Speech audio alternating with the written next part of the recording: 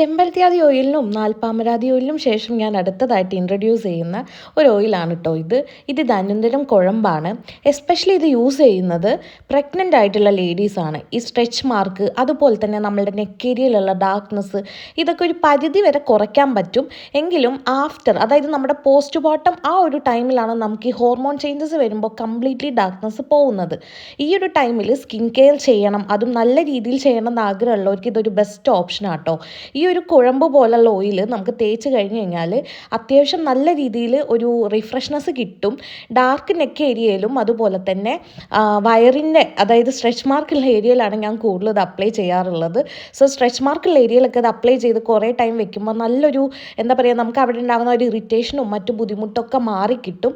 അതുകൊണ്ട് തന്നെ കൂടുതൽ ആളുകൾ ഇത് റെക്കമെൻഡ് ചെയ്യുന്നത് പ്രഗ്നൻ്റ് ആയിട്ടുള്ള ആളുകൾക്ക് വേണ്ടിയിട്ടാണ്. നമുക്ക് പോസ്റ്റ്മോർട്ടം കെയറിനും ഒക്കെ ഇതൊരു ബെസ്റ്റ് ഓപ്ഷനാണ്.